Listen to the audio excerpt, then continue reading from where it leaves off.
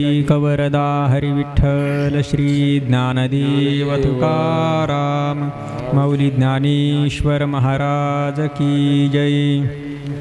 या कुंदेंदु तुषार हार धवला या शुभ्रवस्त्रावृता या वीणावरदंडमंडितकरा या श्वेतपद्मासना या ब्रह्माच्युतशङ्करप्रभृतिभिर्देवैः सदा वन्दिता सा मां पातु सरस्वती भगवती निःशेषजाड्यापहा। जयांचे केलिया स्मरण होय सकळ विद्यांचे अधिकरण तीची वंदू श्रीचरण श्री गुरूंचे। जयांचे नि आठवे शब्दसृष्टी आंगवे सारस्वत आघवे जिव्हेसिये।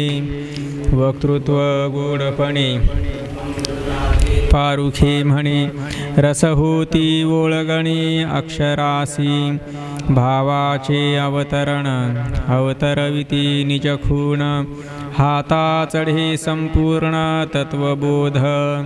श्री गुरूंचे पाय जै हृदय गिंसू निठाय तै वढे भाग्य होय उन्मेषासी। ते नमस्कारून आता सच्चिदानंदरूपाय विश्वोत्पत्त्यादिहेतवे तापत्रय विनाशाय श्रीकृष्णाय वयं नुमः। यं प्रव्रजन्तमनुपेतमपेतकृत्यं द्वैपायनो विरहकातर आजुहाव। पुत्रेति तन्मयतया तरवोऽभिनेदुस्तं सर्वभूतहृदयं मुनिमानतोऽस्मि। जन्माद्यस्य यतोऽन्वयादितरतश्चार्थेष्वभिज्ञस्वराट् तेने ब्रह्महृदाय आदिकवये मुह्यन्ति यत्सूरयः। तेजो वारिमृदां यथा विनिमयो यत्र त्रिसर्गो मृषा धाम्ना स्वेन सदा निरस्तकुहकं सत्यं परं धीमहि सत्यं परं धीमहि सत्यं परं धीमहि। श्वेतपद्मासना देवी श्वेतपुष्पोपशोभिता श्वेतांबरधरा नित्या श्वेतगन्धानुलेपना श्वेताक्षसूत्रहस्ता च श्वेतचन्दनचर्चिता श्वेतवीणाधरा शुभ्रा श्वेतालङ्कारभूषिता वन्दिता सिद्धगन्धर्वैः रचिता सुरदानवैः पूजिता मुनिभिः सर्वैर्ऋषिभिस्तूयते सदा। स्तोत्रेणानेन तां देवीं जगद्धात्रीं सरस्वतीं ये स्तुवन्ति त्रिसन्ध्यायां सर्वा विद्या लभन्ति ते। वंशी विभूषितकरान्नवनीरदाभात् पीताम्बराधरुणबिम्बफलाधरोष्ठात् पूर्णेन्दुसुन्दरमुखादरविन्दनेत्रात् कृष्णात् परं किमपि तत्त्वमहं न जाने। श्री गणेशाय नमः श्री सरस्वत्यै नमः श्री विठ्ठलाय नमः श्री मातापितृभ्यां नमः श्री गुरुभ्यो नमः। ओम नमो भगवते वासुदेवाय। राम कृष्ण हरि राम कृष्ण हरी राम कृष्ण हरी चिदानंद रूप चेतविते एकपणे गुणागुणी दावी अनेक आदि अंति गुण सर्वत्र निर्गुण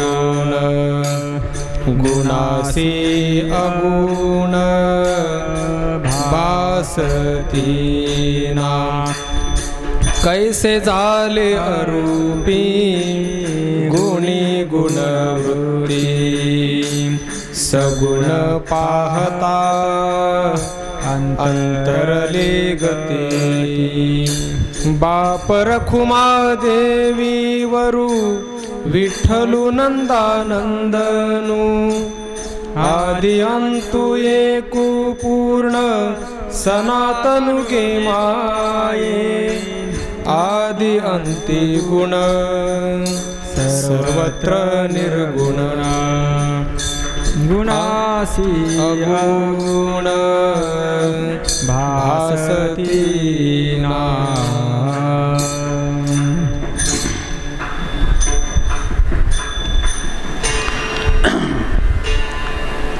चिदानंद रूप चेतविते एकपणे गुणागुणी दावी अनेक दावी आदि अंति गुण सर्वत्र निर्गुण गुणाशी अगुण भासतीना कैसे झाले आरोपी गुणी गुणवृत्ती सगुण पाहता अंतरले गती बाप रखुमा देवरू विठ्ठलु नंदानंदनु आदि अंतु एको पूर्ण सनातनुगे माये आदि अंति गुण सर्वत्र निर्गुण अगुण भासतीना गुणाशी अगुण भासतीना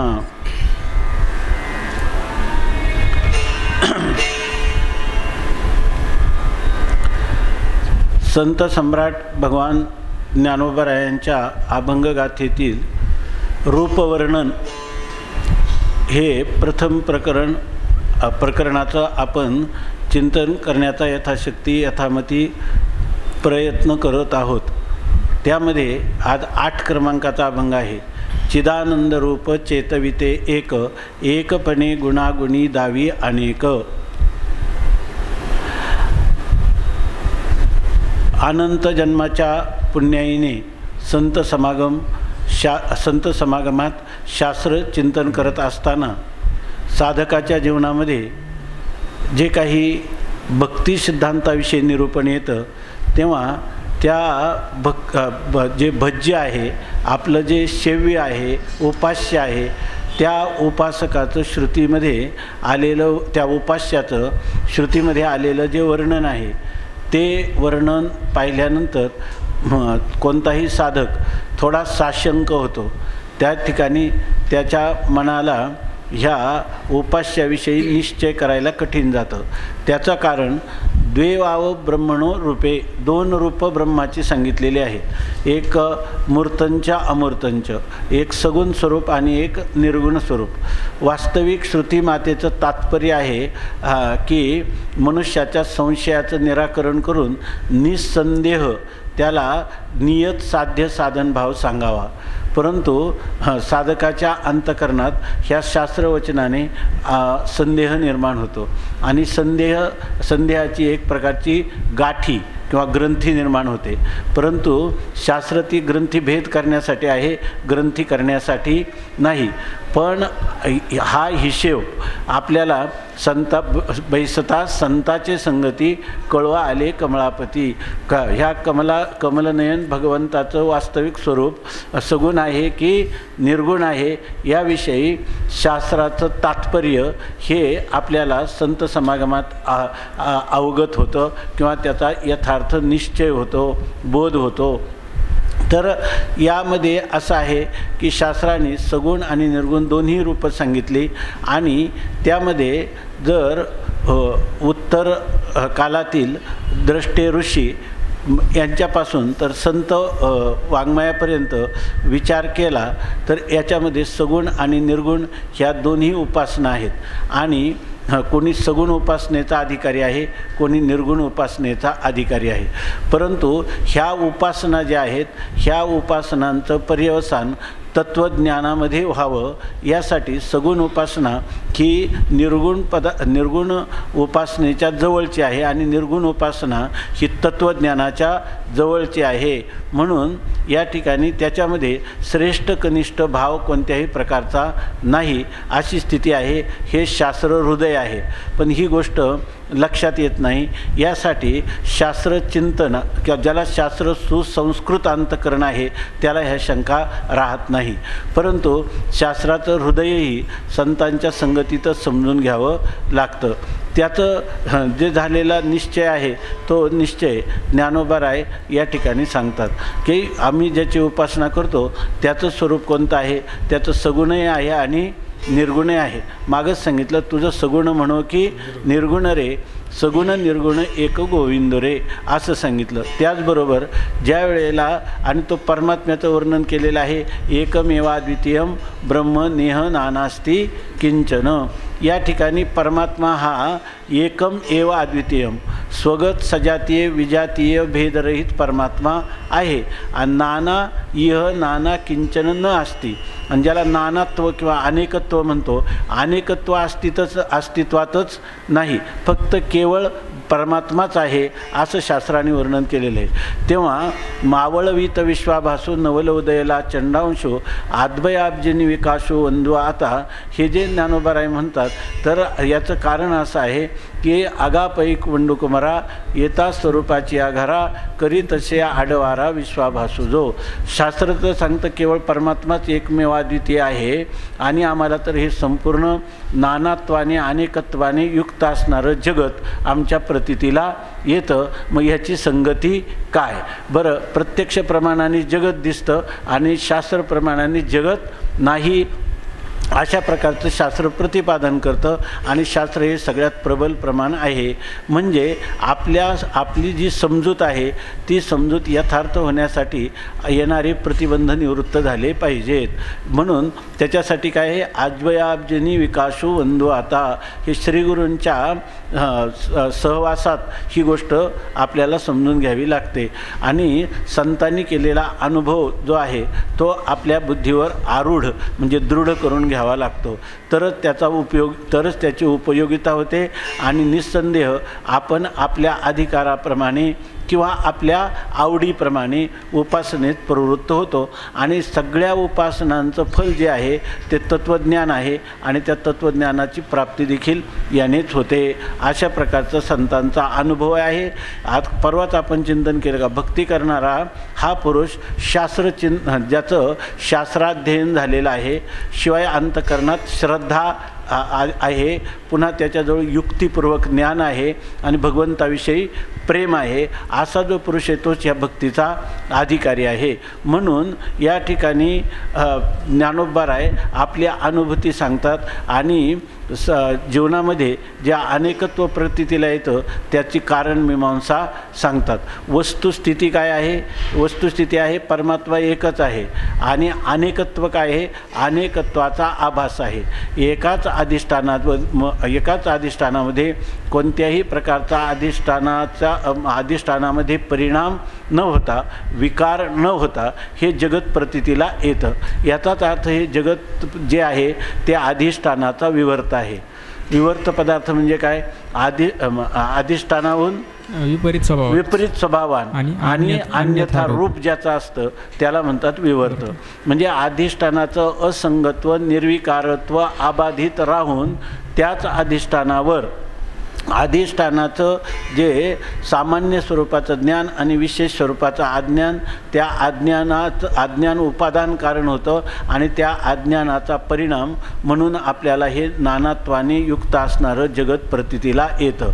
पण प्रतीतीला येणारं जगत हे सत्य नाही, तर तो काय आहे? आभास आहे, मिथ्या आहे. स्वप्नातल्या पदार्थाप्रमाणे ते मिथ्या आहे असं सांगतात. आणि अधिष्ठानाच्या अज्ञानाचा तो परिणाम आहे आणि अधिष्ठानाचा तो विवर्त आहे. म्हणजे अज्ञानाचा परिणाम जगत आहे आणि अधिष्ठानाचा विवर्त आहे असं शास्त्र सांगतं किंवा हे वेदांत शास्त्र अशा प्रकारचं औपनिषदीय सिद्धांत आहे. आणि म्हणून ज्ञानोबाराय या ठिकाणी त्या वेदाला अनुसरून आपली अनुभूती लोकांच्या हृदयामध्ये संक्रमित करीत असताना सांगतात की चिदानंद रूप एक चेतविते एक. सर्वांच्यामध्ये चेतना देणारं चिदानंद स्वरूप आहे, म्हणजे स्वयंप्रकाश आहे. आणि आनंद स्वरूप असणारं जे परमात्म स्वरूप आहे ते एकच आहे. आणि सर्व जो हा पसारा आपल्याला भासतो तर तो भ्रमात्मक जरी असला तर निरधिष्ठान भ्रम कधीही होत नाही. म्हणून याच अधिष्ठान म्हणजे आत्मस्वरूपाच्या ठिकाणी जगत भासतं या ठिकाणी, आणि ज्या आत्मस्वरूपात ते भासतं त्याच ठिकाणी त्याचा त्रैकालिक अत्यंताभाव आहे. म्हणजे जिथं ज्या वस्तू काय एक प्रक्रिया आहे की स्वभाव अधिकरणे स्वभाव अधिकरणे भासमानत्व मिथ्यात्वम. स्वभाव अधिकरणे म्हणजे ज्याच्या ठिकाणी त्या पदार्थाचा त्रैकालिक अत्यंताभाव आहे ज्या अधिकरणात त्याच अधिकरणात तो पदार्थ भासमान होणं.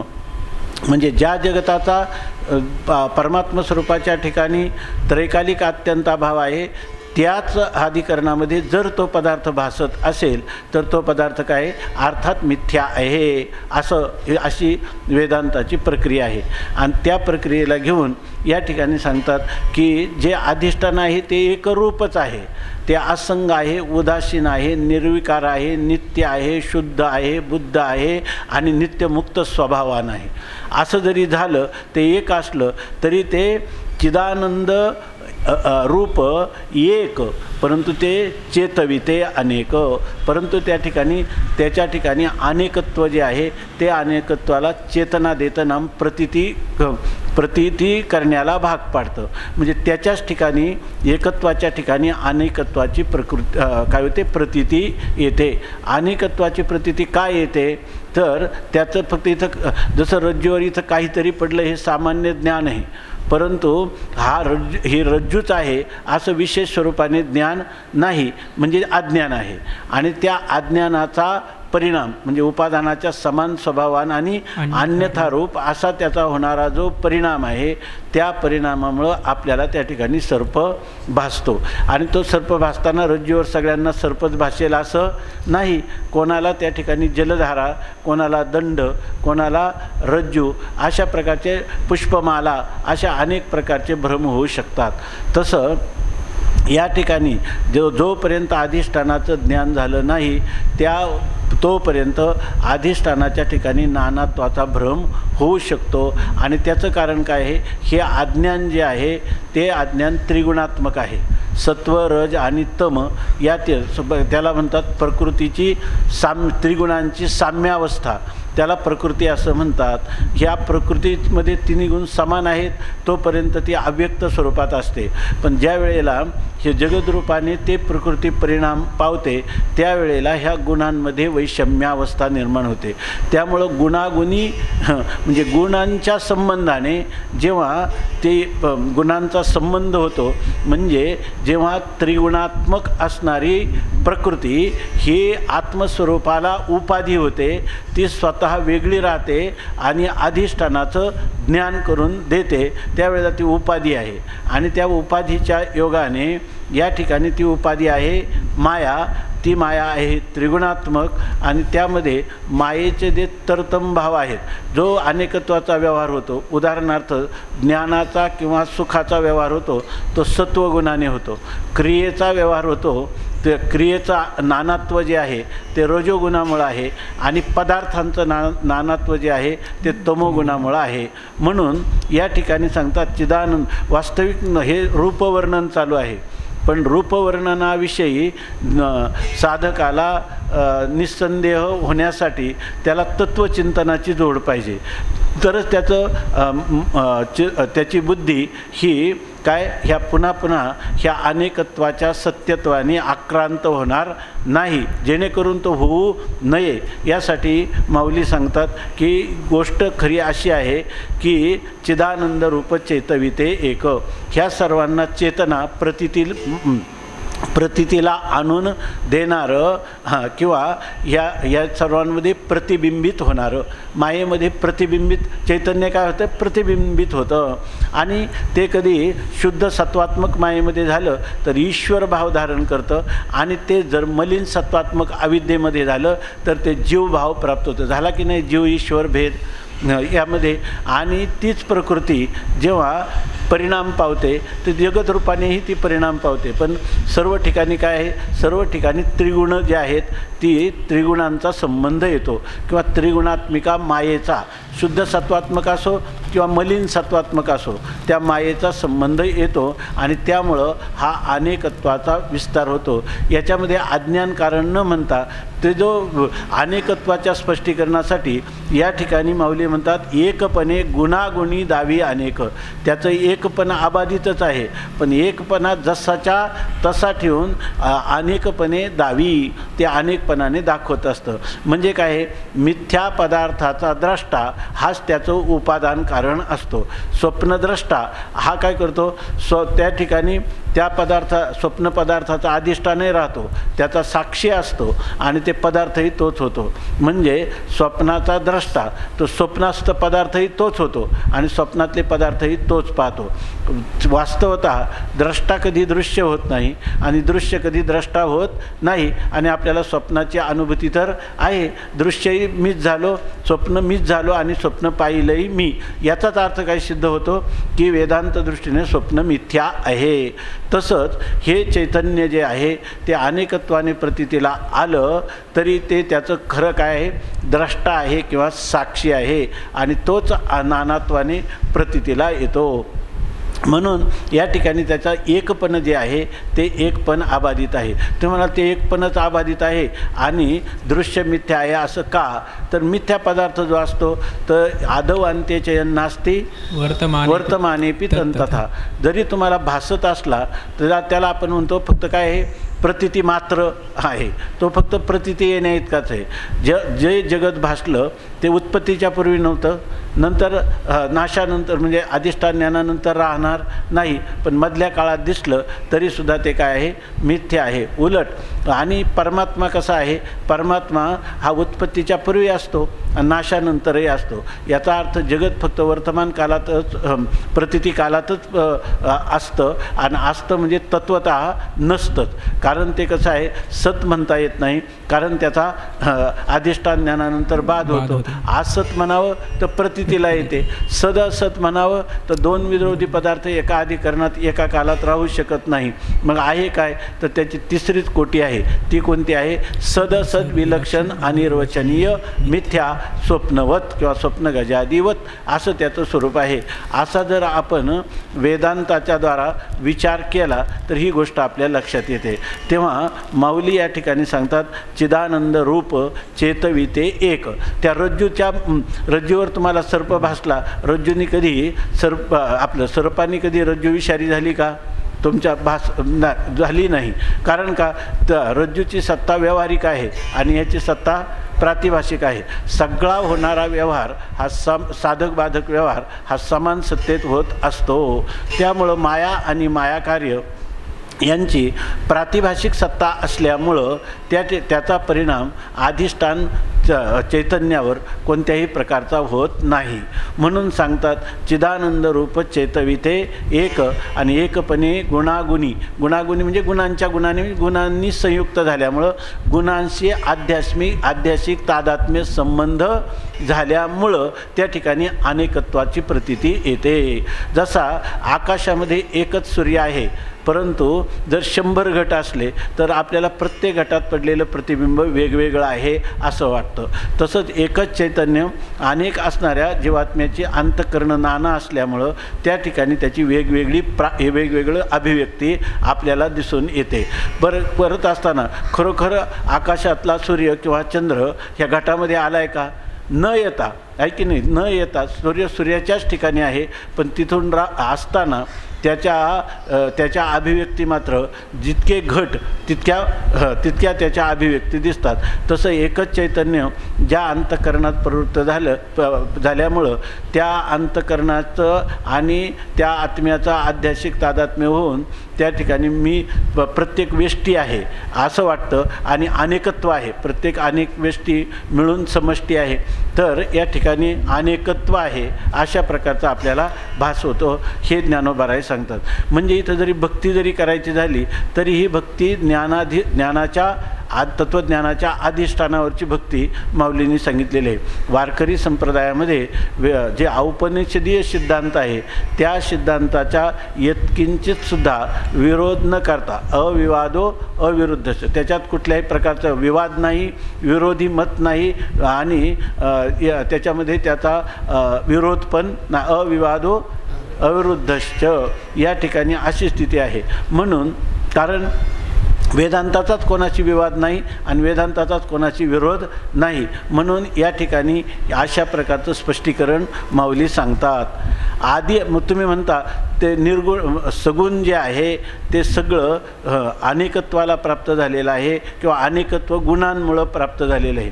म्हणजे अनेकत्वाने युक्त असं जे वैचित्र्यपूर्ण जगत ते परमात्म्याचं स्वरूप नाही. म्हणजे परमात्मा सगुण नाही, परमात्मा कसा आहे, निर्गुण आहे असं तुम्ही म्हणाल. आता तुम्ही म्हणाल निर्गुणच कसं काय, तर परमात्म्याचं जे गुणरहित असणारं जे गुणातीत असणारं जे स्वरूप आहे ते स्वरूप अगोदर आहे अधिष्ठान रूपाने, जगद उत्पत्तीच्या पूर्वी पण आहे आणि जगताच्या लयानंतर किंवा नाशानंतर पण ते स्वरूप आहे. मग आमचा सिद्धांत आहे आदव अंत्यचे यदास्ती वर्तमाने पितंतथा, जे अगोदर असतं नंतर असतं. रज्जू सर्प भासण्याच्या पूर्वी आहे आणि सर्प निवृत्तीनंतर हे रज्जू आहेत. त्याप्रमाणे निर्गुण असणारा परमात्मा अर्थात त्याचा व्यापक विचार करायचा म्हणजे सगळी पंचदशी सगळे विचारसागर किंवा प्रस्थांतरीचा विचार झाल्यानंतर ही गोष्ट लक्षात येण्यासारखी आहे की हा जो परमात्मा आहे हा पूर्वी आहे नंतर आहे. त्याच्यासाठी आपण अवस्था विचार केला सगळ्यात सोपा, तर जागृती, स्वप्न आणि सुषुप्ती या 3 अवस्था येतात जातात.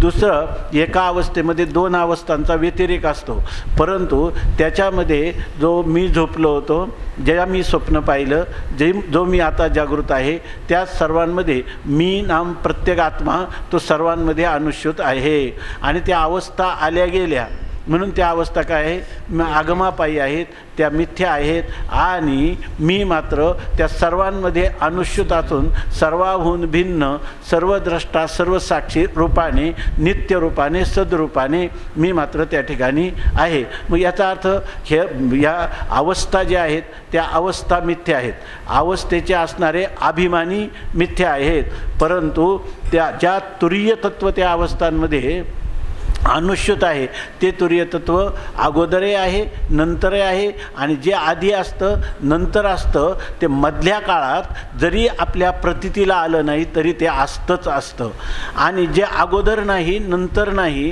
ते मधल्या काळात जरी प्रतीतीला आलं तरी ते नसतंच नसतं.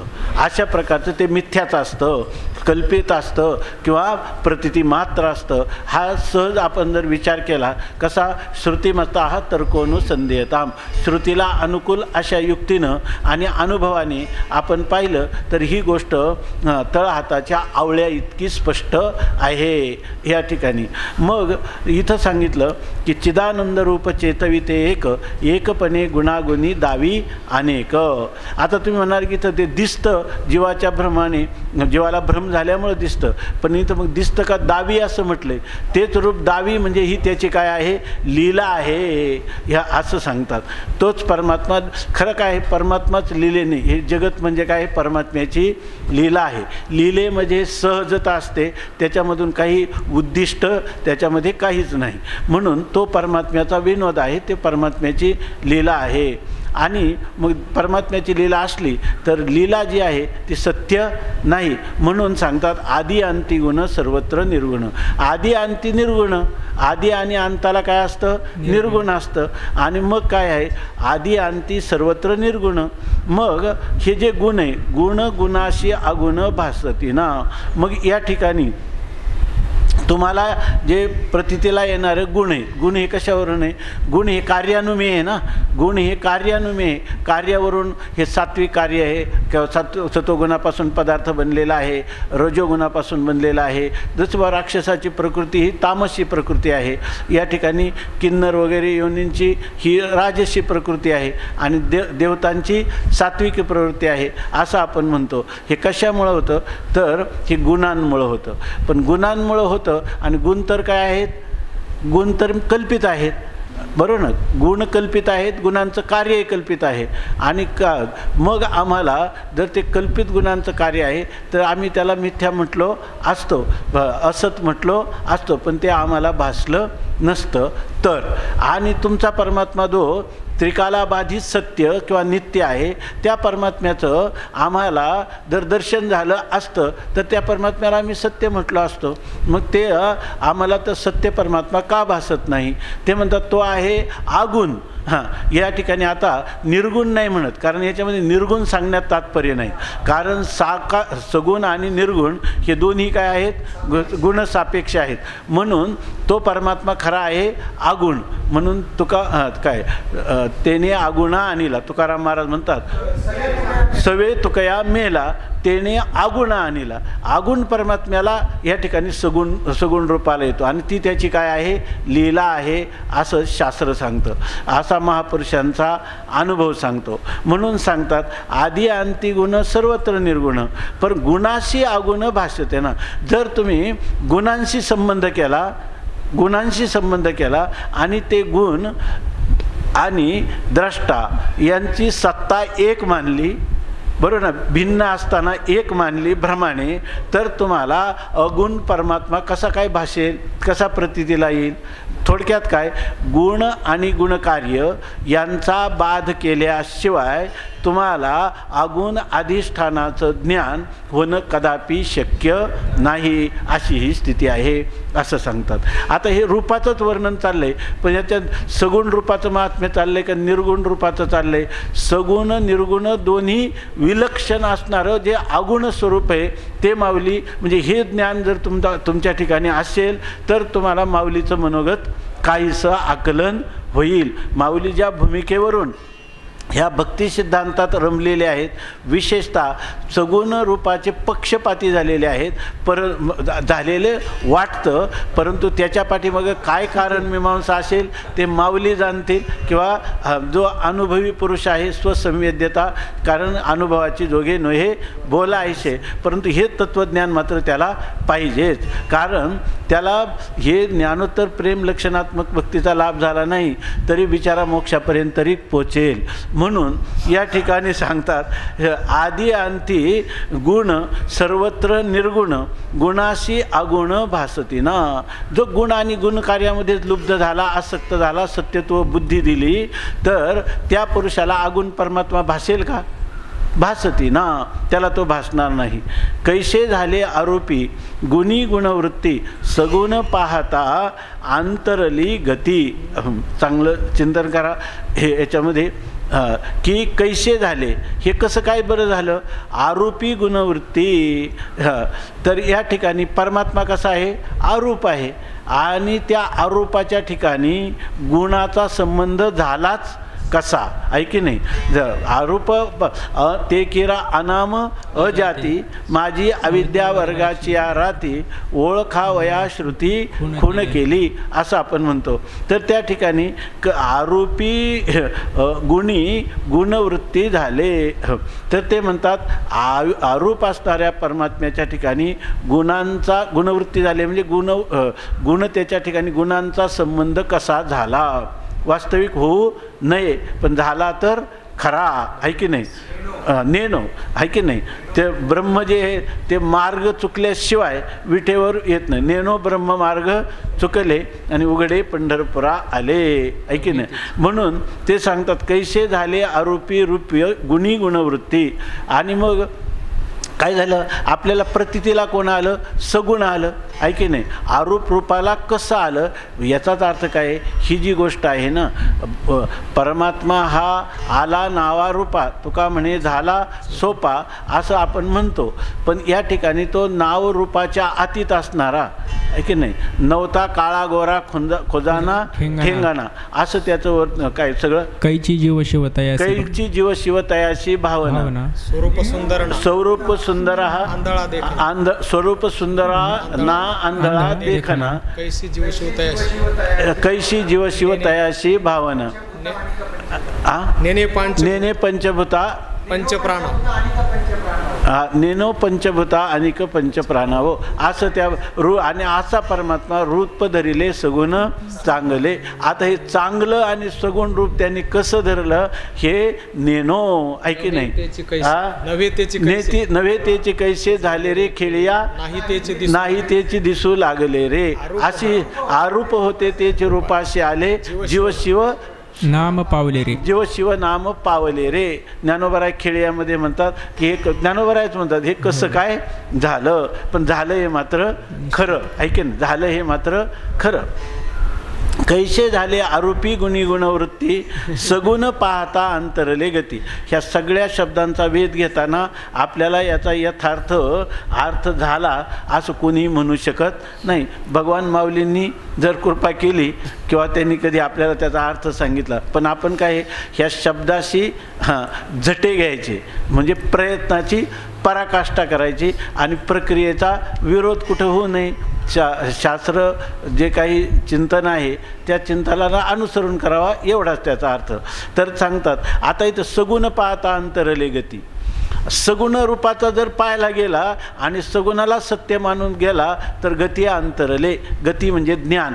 गती याचा अर्थ त्याचं जे यथार्थ स्वरूप आहे त्याला तो मात्र अंतरेल. म्हणजे त्याला म्हणजे गुणांच्या ठिकाणी जर आसक्त होईल, गुणांच्या विषयी सत्यत्व बुद्धी होईल तर ते गती अंतरले. त्याचं जे आपण म्हणतो ना अवगम, त्याचं यथार्थ ज्ञान त्याला मात्र तो अवतरे म्हणजे त्याला तो अंतरेल अशा प्रकार.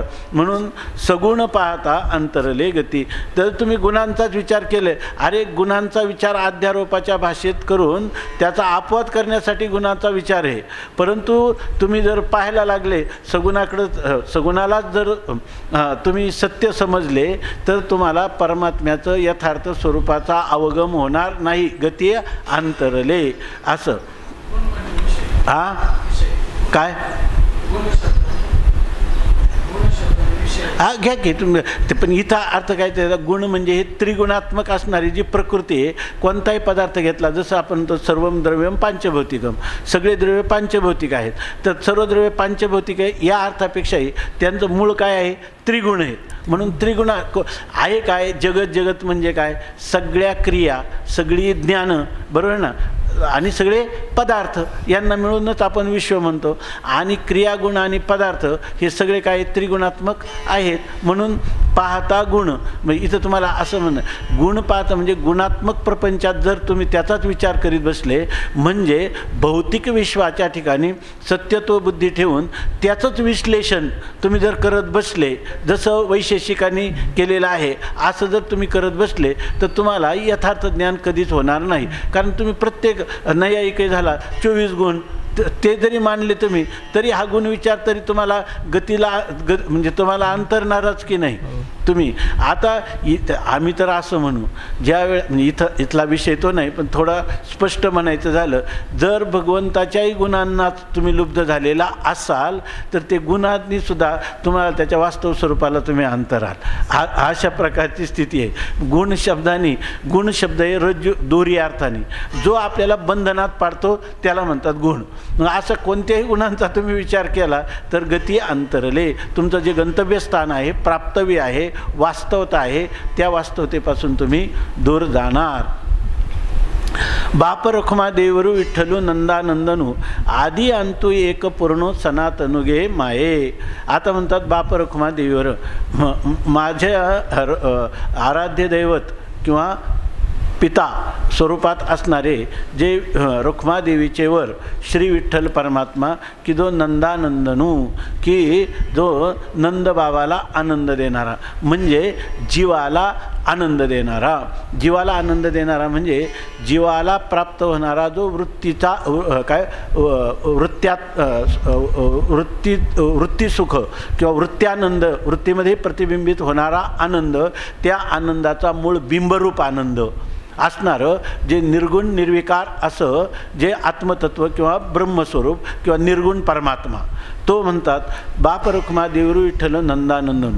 जीवाला जे विषयातलं सुख मिळतं ते सुखसुद्धा विषयाचं नसून ते आत्मसुखच आहे हे आपल्याला माहीत आहे. सर्व सुख जे आहे, कारण सुखरूप फक्त कोण आहे? आत्माच आहे. आणि त्या आत्म्याचं जे सुख आहे ते आपल्याला अनुकूल विषयाची प्राप्ती, अंतःकरणाची स्थिरता आणि त्याच्यामध्ये पडणारं आनंदाचं प्रतिबिंब हे युगपत सर्व प्रक्रिया घडत असल्यामुळं हा आनंद विषयाचा आहे की आत्म्याचा आहे हे लक्षात येत नाही, असं वेदांतात आपण नेहमी चिंतन करतो. मग खरा आनंद कोणाचा आहे? कुठलाही आनंद असला तर तो आनंदाचा मूलभूत स्रोत हा परमानंद स्वरूप निर्गुण निर्विकार असणारा असंग चैतन्य आहे. म्हणून सांगतात बाप रखुमा देवरू विठ्ठलू नंदानंदन. का बरं तुम्ही म्हणता? हा वृत्त्यात्मक आनंद आहे, वृत्ती आहे तोपर्यंतच आहे की नाही. नंतर त्याच्यामध्ये काय आहे? तरतम भाव आहे, सापेक्षता आहे, क्षयातिशय दोष आहे. परंतु या सगळ्या दोषांनी विवर्जित असणारा निरसा आनंद कोणता असेल तर तो केवळ परमात्म्याचाच आनंद आहे.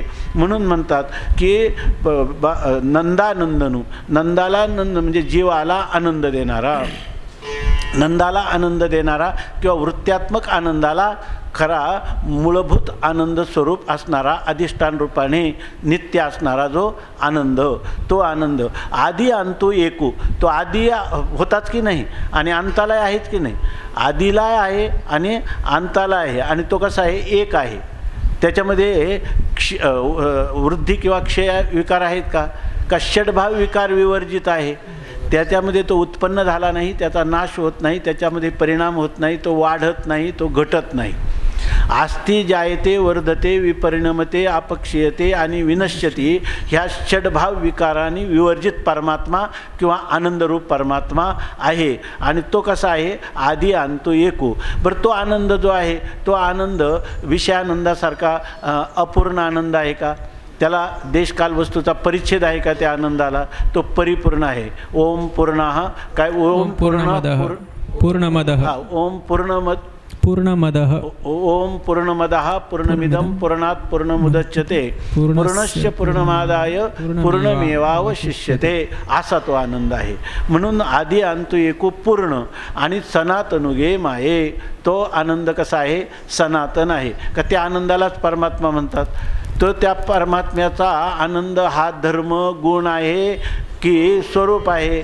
स्वरूप आहे. आणि ते जे स्वरूप आहे ते ज्ञानोबा सांगतं का ते स्वरूप कोणाचं आहे? माझंच ते स्वरूप आहे. असं म्हणजे या ठिकाणी ही जी भक्ती आहे ही भक्ती बरोबर ना, वेदांताने प्रतिपादन केलेलं जे ब्रह्म अधिष्ठान आहे त्या ब्रह्म अधिष्ठान स्वरूप ती भक्ती आहे.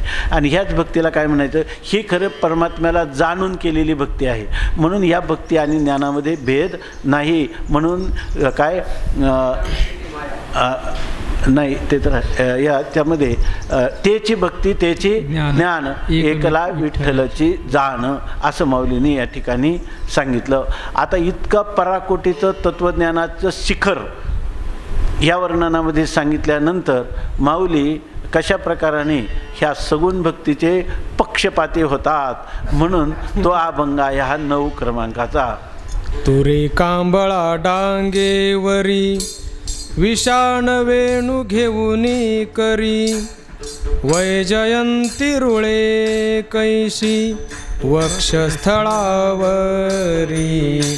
गोविंदू पैल गोपाळू माये, सुरतरु तळवटी देखे कैसा उभारा हे, आडत्रिपुंड्र शोभत द्रुमिळ भारेसी जे जात, नागर केशरीची पुष्पे कैसी पळे मिरवत, हिर्या ऐशा दंत पंक्ती अधर पोवळवेली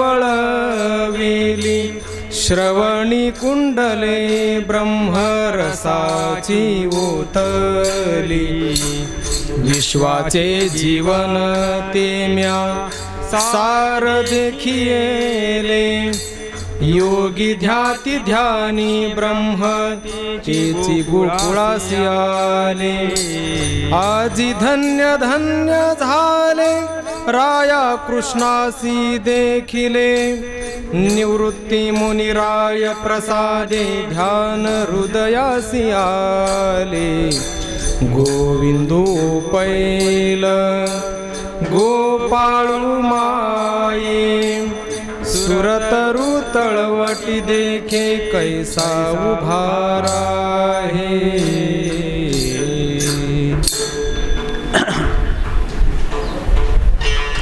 तुरे कांबळा डांगेवरी विषाण वेणू घेऊनी करी वैजयंती रुळे कैशी वक्षस्थळावरी गोविंदो पैल गोपाळू माये सुरतरु तळवटी देखे कैसा उभार आहे आड त्रिपुंड शोभत द्रुमिळ भारेशी जे जात नागर केशरीची पुष्पे कैशी पै मिरवत हिरिया ऐशा दंतपंक्ती आधर पोवळवेली श्रवणी कुंडले ब्रह्मरसाची ओतली विश्वाचे जीवन तेम्या सार देखिले योगी ध्याती ध्यानी ब्रह्म तेची गोकुळाशी आले आजी धन्य धन्य झाले राया कृष्णाशी देखिले निवृत्ती मुनिराय प्रसादे ध्यान हृदयाशी आले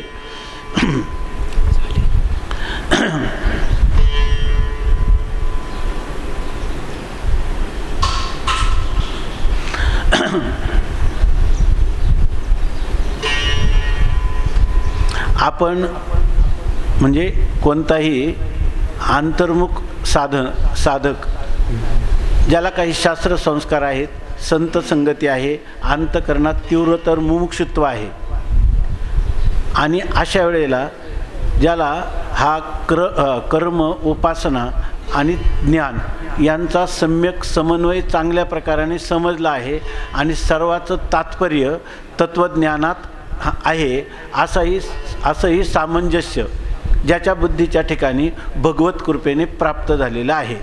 तर असा पुरुष आता जवळजवळ हे तो काय निस्संदेह झाला असं आपल्याला वाटतं, मुमुक्षु आहे असं आपल्याला वाटतं की त्याला शास्त्रचिंतनाविषयी परोक्षतेनं खूप यथार्थ ज्ञान झालेलं आहे. आता फक्त त्याला काय अज्ञान आवरणाचा भंग व्हायचा आहे आणि त्यासाठी तो श्रीगुरूंच्या चरणाजवळ प्राप्त झालेला आहे.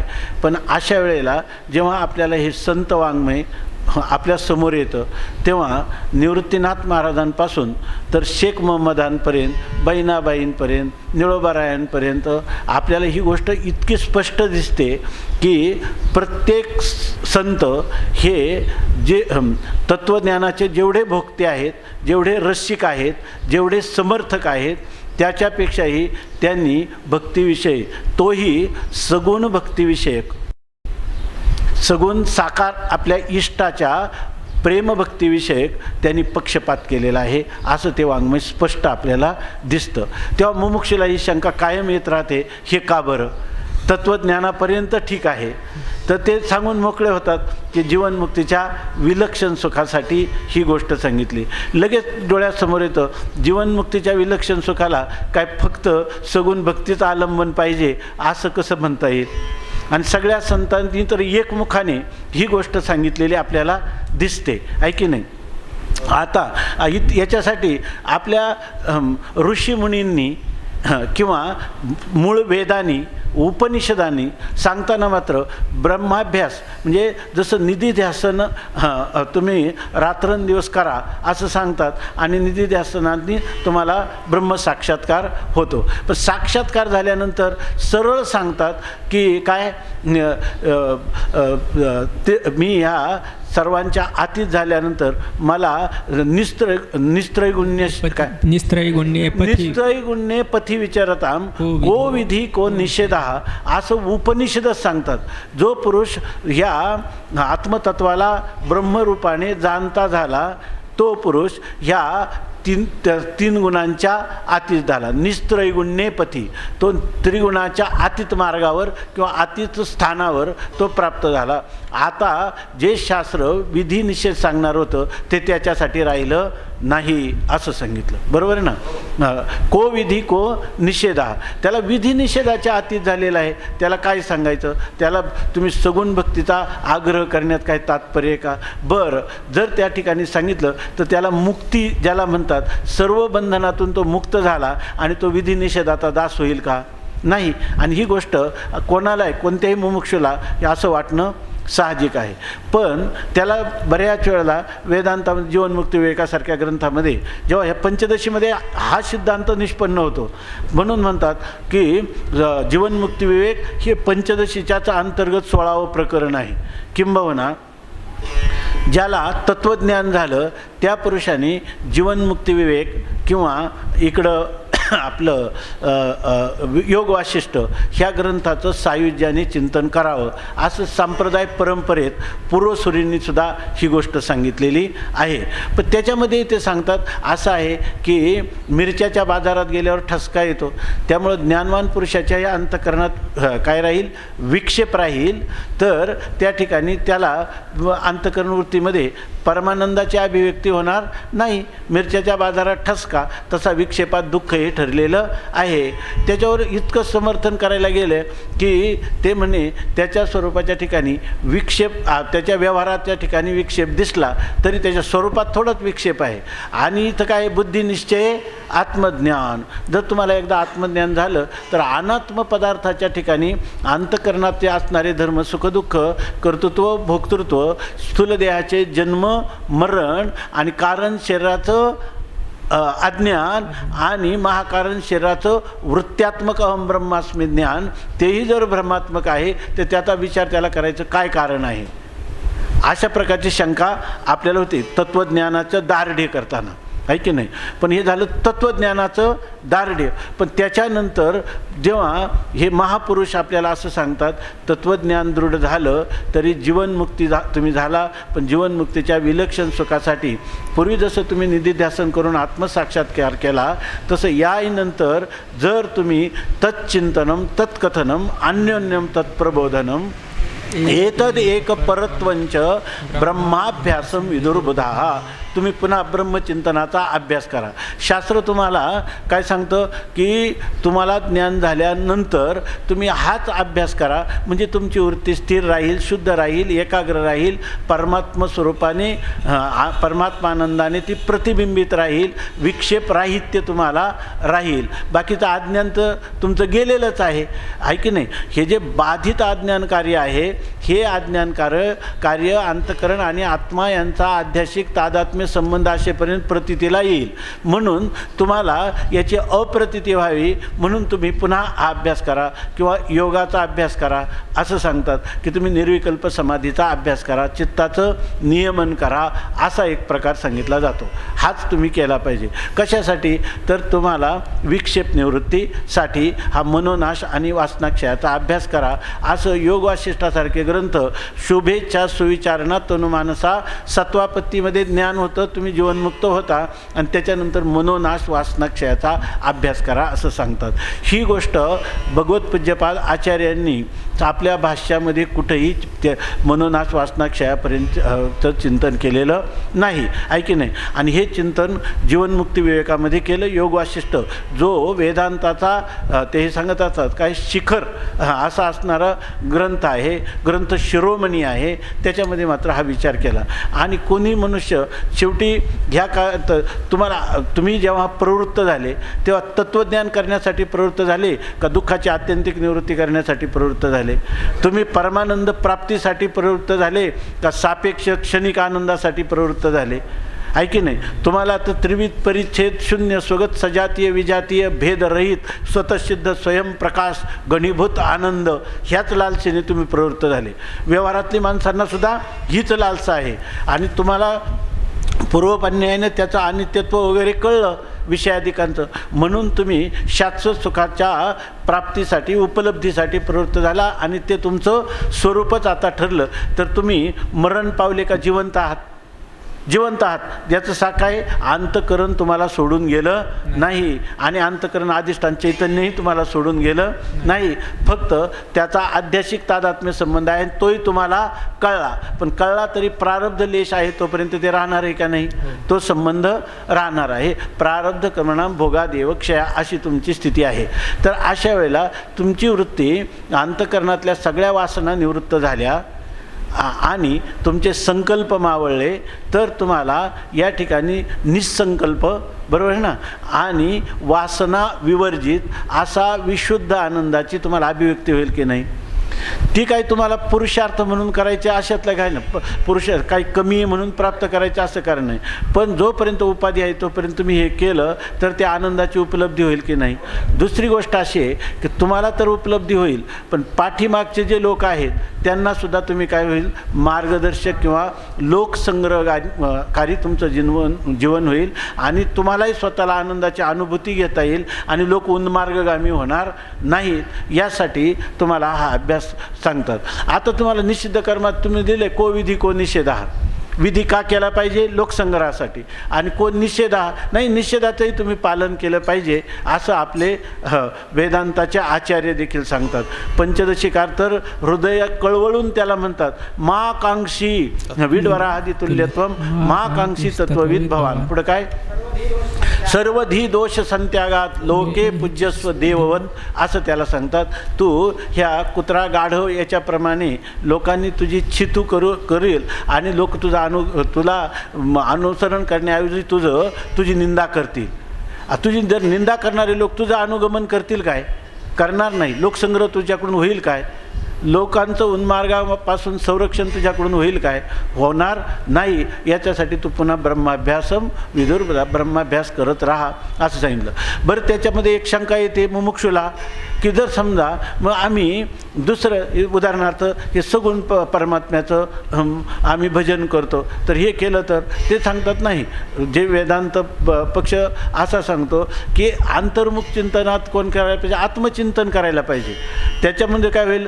तुमचा बोध जर मंदबोधवान असेल तर त्यात काय होईल? कर्म उपासना त्याला सांगितली, त्याचं चित्त जे आहे ते अंतर्मुख झालेलं चित्त ते उलट बहिर्मुख होईल आणि बोधाचं दारढे राहणार नाही असं आहे. आणि इथं तर बोध दृढ झाला तरी करायला सांगतात. संत जे आहे ना, प्राप्ते ही पुरुषे इंद्रिय लाळलेली कौतुके तरी आक्रमीला जाणं दुःखे संसारिके असं म्हणणारे विभूती कोण आहे? ज्ञानोबराय आहे. बरोबर ना? अशा प्रकारची स्थिती आहे. तेव्हा इथं सांगतात की तुम्ही काही झालं तर लोके पूज्यस्व देववत, लोकांकडून तुम्ही पूजा अर्चा करून घ्या. परंतु का तुम्ही एक आदर्श आहे. मनुष्य जीवनात जेव्हा चालतो मार्गक्रमण करतो त्यावेळेला त्याला एक कोणतरी जीवनात आदर्श असला पाहिजे. आपल्याला जीवनामध्ये जो त्रास होतो याचं कारण काय आहे? आपल्याला त्या आदर्श किंवा महापुरुषापासून तत्त्वचिंतन आकलन करतो पण त्याचं जीवनचरित्राचा अनुगमन करत नाही किंवा त्याचं अनुसरण करत नाही. म्हणून स्वामी महाराज नेहमी सांगायचे जेव्हा तुम्ही तत्त्वचिंतन करता त्याबरोबर तत्त्ववेत्या महात्म्याच्या जीवनचरित्राचं चिंतन करीत जा. जर तुम्ही कारण काय आहे ना, चरित्रे त्यांची पहा जरा. हे जे महापुरुष होऊन गेले त्यांची तुम्ही चरित्र पहा म्हणजे तुम्हाला ह्या प्रश्नांचा उकल शास्त्रचिंतन न करता त्यांचं जीवन पाहूनच होत असतो. मग हररपले आपण पे पावे तरी संता ते पाहता गिवसावे म्हणून वानावे गावे वानावे तेच म्हणून वानावे ऐकावे तेच सदा अशी खरी स्थिती आहे. म्हणून आपलं चिंतन कशासाठी चाललं आहे तर हे तत्वचिंतक जे आहेत ते सुद्धा जीवनमुक्तीच्या विलक्षण सुखासारखे जे लोक लालायित असतील त्यांच्यासाठी अभ्यास सांगितला की नाही? ब्रह्माभ्यासम विदुर बुधा. पण संतांनी हा क्रम मात्र सांगितलेला दिसत नाही. बरं, तत्त्वज्ञान तर संतांनी आता ह्या अभंगात सांगितलेलं तत्त्वज्ञान याच्यामध्ये गौडपादकारिकेपेक्षा काही उणीव आहे का? काही याच्यामध्ये कुठंतरी उणीव आहे का? म्हणजे अजातवाद सांगणारा गौडपादाचार्यांचा अजातवादाचा सिद्धांत तोच ज्ञानेश्वर महाराजांनी अमृतानुभवामध्ये सांगितला आणि गाथेमध्ये सुद्धा तोच सांगितला. हरिपाठामध्ये सुद्धा तोच सांगितला, चांगदेव 65मध्ये तोच सांगितला. अशा प्रकारची स्थिती आहे की नाही. पण मात्र लगेच माऊली माझ्या जीवीची आवडी पंढरपुरा नेन गुढी आणि पांडुरंगी मनरंगले गोविंदाचे गुणी वेधले असं म्हणतात की नाही. जागृती स्वप्न इतकं ते त्याच्याची तद्रूपला प्राप्त झाले की जागृती स्वप्न सुषुप्ती नाठवेन रूप पाहता आनंदी आनंद साठवे अशा प्रकारचं वर्णन करतात.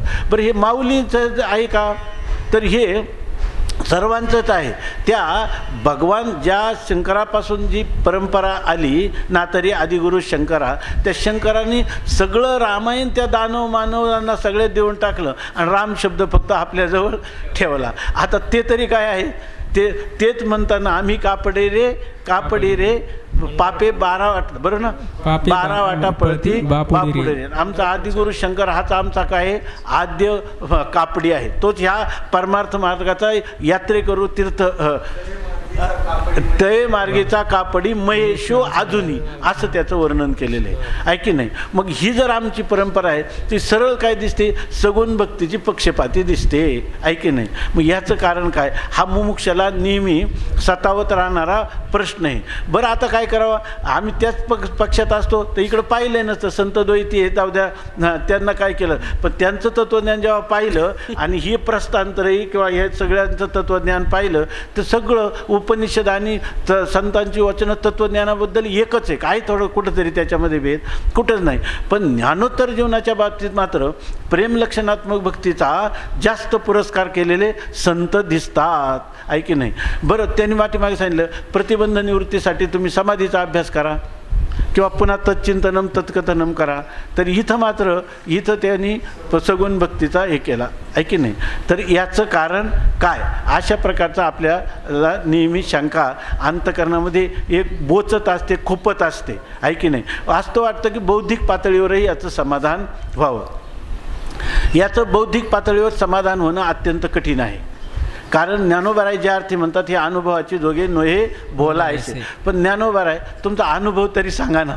त्या अनुभव जर काही शब्दात सांगता येत असेल तर सांगता येईल का, तर ते शब्दात सांगता येत नाही. कारण अनुभव अशी गोष्ट आहे का व्यवहारानुभवातलं सुख, व्यवहार्य सुख जर शब्दात सांगता येत नाही तर अव्यवहार्य असणारी ही परमात्म्याच्या प्रेमाची लक्षणात्मक काय त्याला म्हणतो प्रेम भक्तीची ही अनुभूती शब्दातून सांगता येत नाही. म्हणून मुक्याने जेवी हे म्हणत असतात, अभंग तुम्हीच म्हणता मला वाटतं, मुक्याने जेवी हादली साखर, गोरोबा काकांचा अभंग आहे ना, मुकया साखर चाखया दिधली बोलता हे बोली बोलवे ना. ज्ञानोबाराय म्हणतात सांगायचा प्रयत्न केला पण बोलता हे बोली शब्दाने बोलवे ना. कारण ही शब्द कसे, ही अनुभूती कशी आहे, मुक्याला साखर खायला दिली. अहो पण तरी आमच्यासारख्या सामान्य जीवाला कुठंतरी समजावून सांगा ना ही गोष्ट. तर याच्यासाठी अलीकडच्या ह्या 150 वर्षाच्या रामकृष्ण परमहंसदेवांचा थोडासा इतिहास सांगतो. याचं कारण काय आहे, तर याच्यामध्ये प्रतिबंधाची निवृत्ती आणि जीवनमुक्तीचं विलक्षण सुख, याला दोनों हातों में लड्डू अशा प्रकारची ही अनुभूती आहे. याच्यामध्ये जीवनमुक्तीचं उत्तरोत्तर वृद्धिंगत होणारं नित्य नूतन सुख तर मिळतं, लोकसंग्रह तर होतो आहे की नाही. आणि जर कदाचित प्रतिबंध असतील तर त्या प्रतिबंधाची निवृत्ती होते. आणि ह्या सगळ्या क्रिया केवळ सगुण भक्तीपासून प्रारंभ केल्यानंतर सर्व ह्या पुढच्या प्रक्रिया घडून केवळ त्या सगुण उपासकाला पुन्हा ज्ञानोत्तर प्रेमलक्षणात्मक भक्तीचा सुद्धा लाभ होतो. आणि या सर्वांचं मूळ कोण आहे, ही सगुण भक्ती आहे. असं आपण रामकृष्ण देवांचं जर चरित्र पाहिलं तर पहा, रामकृष्ण परमहंस हे काली मातेचे भक्त आहेत. काली मातेचा त्यांना सदैव साक्षात्कार आहे. काली मातेची बोलणं आहे, काली मातेबरोबर संवाद करतात आणि संवाद करताना त्यांची भावावस्था त्यांना प्राप्त होतात. त्यांना सविकल्प निर्विकल्प समाधीचा लाभ होतो. जीवनचरित्र आपण पहा. आणि असं असताना हे काली मातेला म्हणजे त्यांच्या इष्टदेवतेला असं वाटलं की ह्या महापुरुषाला वेदांताचा बोध व्यापक अनुभूती नाही, ती आपल्याला दिली पाहिजे. तर हे तर कालीमातेला सोडून जातो, तुझा वेदांत तुला लकलाभ असं म्हणतात. मला फक्त तुझं प्रेम दे, याच्या व्यतिरिक्त मला प्रेमसुख देई, प्रेमसुख देई, प्रेमेविन नाही समाधान. आणि दुसरं काय पाहिजे असेल तर भक्ती प्रेमाविन ज्ञान नको देवा, अभिमान नित्य नवा तया माझी. अशा प्रकारचे म्हणणारे रामकृष्ण परमहंस. पण एक दिवस संध्याकाळी त्या दक्षिणेश्वरला गंगा तटाकावर असणारं काली मंदिर आणि तिथले पुजारी म्हणून रामकृष्ण परमहंस त्या ठिकाणी आपलं कार्य करत होते आणि आपल्या भावावस्थेत रममान होत होते. कालीमातेचा साक्षात्कार होता. तिथं अचानक एक संन्यासी महात्मा आला, लँगटा संन्यासी, म्हणजे हे जे नागा संप्रदाय ना, कपडे वगैरे न घालणारे, त्याचा तो साधू आला. तो अत्यंत कट्टर वेदांती होता. त्यांनी जीवनभर जी साधना केली होती तर त्याचं एकच ठरलं होतं, विचारात जे आहे ते बोधा, भावना आणि क्रिया यांना त्यांनी कधी पाहिलंच नाही. आणि तो संन्यासी होता. तर त्याच्या ठिकाणी, आणि तो दिगंबर संन्यासी होता. त्यामुळं त्यांनी काय केलं की त्या ठिकाणी आल्यावर त्यांनी सांगितलं, रामकृष्णांनी त्यांना नमस्कार केला. त्यांनी सांगितलं की अरे मी इथं तुझ्यासाठी आलो. त्यांनी सांगितलं माझ्यासाठी आलो म्हणजे काय? ते म्हणे तुला सगून त्या मातेचा साक्षात्कार आहे, परंतु अजून तुला अद्वैत तत्त्वज्ञान होण्याचं बाकी आहे, म्हणून मी तुला आता अद्वैताचा बोध करून देण्यासाठी आलो. ते म्हणे मला अद्वैताचं वावडं आहे, मला अद्वैत तत्त्वज्ञान शिकायचं नाही. त्यांनी सांगितलं नाही, ह्याच्याशिवाय जीवनात कृतार्थता प्राप्त होत नाही, तुला ते मी शिकवणारच. आणि मला हे ईश्वरी प्रेरणेतून मी या ठिकाणी आलो आणि मी तुला कितीतरी वर्ष शोधत होतो. आज तुझी भेट झाली, याचा अर्थ ते कितीतरी अंतर्याम जाणणारे महापुरुष होते की नाही. आता बरं, रामकृष्ण परमहंस जे होते त्यांनी विश्वास ठेवा की नाही, असे महापुरुष आले. आपण काय म्हणतो की सगळं कशासाठी आहे? तत्त्वज्ञानासाठी आहे. आणि तत्त्वज्ञान देण्यासाठी ऐशी कर्मे साम्य, त्यांनी म्हणायला पाहिजे बघा मला बघायला आले आहे की नाही. ऐशी कर्मे साम्य दशा जेथ वय विरेशा, ते तर सद्गुरू आपैसा भेटेची गा, आणि ही भेट मला आता झालेली आहे, असं रामकृष्ण म्हणत नाही. अरे तू म्हणतो पण माझा याच्यावर विश्वास नाही. ते म्हणे अरे विश्वास ठेव, तू विश्वास ठेव आणि तुझ्याच कार्यासाठी मी आलो. ते म्हणे थांब जरा, मी कालीमातेला विचारून येतो. आणि म्हणे तो एक संन्यासी आला आणि तो मला म्हणतो अद्वैत तत्त्वज्ञान आई मी काय त्याच्याकडे शिकणार आहे का, मी शिकू का मी त्याच्या? आणि तो म्हणतो की मला ईश्वराने प्रेरणा केली. कालीमातेने सांगितलं ईश्वराने म्हणजे मीच प्रेरणा केलेली, तुला आता त्याच्याकडून अद्वैत शिकून घे. तो अद्वैत तो जे सांगतो त्याचं मार्गदर्शन तू घे. आणि सांगितल्यावर त्या संन्यासाचं असं सांगितलं की त्या तोतापुरी संन्याशाने त्यांना ध्यान करायला सांगितलं.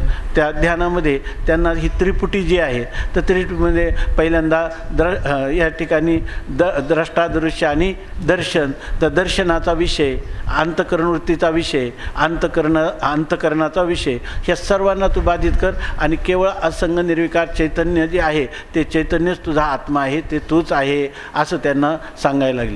त्यांनी लागलं डोळे केले, झाकले, पद्मासनात बसले आणि लगेच ते करायला लागले का असंगोहम निर्विकारोहम, या ठिकाणी सर्व उपाधी विवर्जित असं माझं काय न मनोबुद्धी चित्त काय मन बुद्धी चित्तानी नाहम, बरं मी कोण आहे? चिदानंद रूप शिवोहम शिवोहम असं. तर त्यांना तोंडाने म्हणण्याचंही भान नाही, ध्यान लागण्याचंही भान नाही. त्यांच्यासमोर आलं ती या देवी सर्व भूतेषु मातृरूपेण संस्थिता, नमस्तस्यै नमस्तस्यै नमस्तस्यै नमो नमः. त्यांच्यापुढं आलं ते कालीमातेचं रूप. तर ते म्हणे की मला तर तू सांगतो की या ठिकाणी सगळ्या आकाराचा नामरूपाचा बात कर आणि सच्चिदानंद स्वरूप ब्रह्म मी आहे असं ध्यान कर. पण हे ध्यान मला लागतच नाही, ध्यान लागत नाही, ध्यान प्रयत्नपूर्वक करावा लागतो. प्रयत्न करायला जातो तर माझ्यासमोर कोणी येते? कालीमाता येते. मग त्यांनी काय सांगितलं, हे भ्रूमध्यामध्ये चिंतन कर, दिव्य ज्योतीच्या रूपाने कर, तरी तेही पण जमलं नाही. परमात्मा ज्ञेय तर जाऊ द्या, पण ध्येय करायला गेलं कोणतं? परमात्म्याचं निर्गुण स्वरूप, तरी तिथं कोणतं रूप येते? सगुण स्वरूप. बरं ते सगुण स्वरूपाचा ते साधक आहेत का सगुण स्वरूपाची प्राप्ती झालेले सिद्ध पुरुष आहेत? सिद्ध पुरुष आहेत. परंतु त्यांनी जेव्हा कालीमातेने सांगितलं की नाही इष्टदेवतेने, आणि तरीसुद्धा त्याला विसरायला गेलं तर त्याला विसरू शकत नाही अशी स्थिती झाली. मग त्यांनी काय सांगितलं, आता हे लोक जे होते संन्यासी महात्मा, त्यांना तोतापुरी संन्यासी म्हणतात, लँगटा त्यांना ते म्हणत असत. तर ते तो आजही आपल्या आपण कुठे गेलो होतो त्या जगन्नाथपुरीला खूप मोठा परिसर आहे आणि तिथं ह्या तोतापुरी स्वामींची ती जागेची जरा थोडीशी म्हणजे दुरावस्थाच झालेली आहे, पण तिथं त्यांचं समाधीस्थळ आहे. आम्ही गेलो होतो तिथं आहे ना. तर तिथं काय सांगत होतो की ते जे तोतापुरी संन्यासी आहे त्यांनी युक्ती काढली आणि त्यांनी एक काचेचा तुकडा तिथं पडला होता, तो घेतला. त्यांनी सांगितलं, तुझा माझ्यावर विश्वास आहे की नाही, आता आईनं प्रमाणित केलं का नाही मला, मग आता मी सांगतो तसं कर.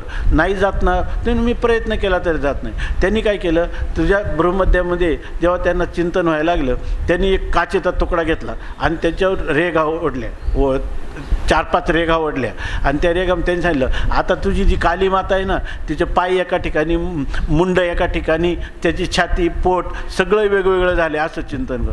रामकृष्ण परमहंसांनी केलं चिंतन केल्याबरोबरच निराकार परमात्मा स्वरूपाच्या ठिकाणी अंतःकरण वृत्तीचा लय झाला आणि निर्विकल्प समाधी लागला आणि तो समाधी 3 दिवस राहिला. फार प्रयत्नाने त्यांना पुन्हा त्या समाधीतून उत्थान त्या तोतापुरी स्वामींना करावं लागलं. तेव्हा ते तोतापुरी स्वामी मनात म्हणतात, ते जे काही रामकृष्ण लीला प्रसंग किंवा रामकृष्णांचं चरित्र त्याच्यामध्ये आपण पहा, तर त्याच्यामध्ये ते म्हणतात की मी 40 वर्ष साधना केली, तेव्हा मला निर्विकल्प समाधीची थोडीशी झलक लागली आणि ह्या महापुरुषाला एवढं कसं झालं. याचा अर्थ काय आहे की केलेली ह्या सगुण भक्त यांनी केलेली केवळ तत्त्वज्ञानाची 40 वर्षाची तपश्चर्या आणि सगुण इष्टाच्या कृपेने प्राप्त झालेली निर्विकल्प समाधीला किती वेळ लागला आणि कोणते प्रतिबंध आले, कोणतेच प्रतिबंध आले नाही.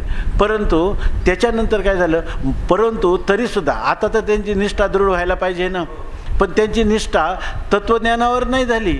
त्यांची निष्ठा कुठं राहिली, आपल्या इष्टदेवतेच्याच ठिकाणी. 1.5 वर्षाचा काल झाला, काही लोक 1 वर्षाचा काल मानतात.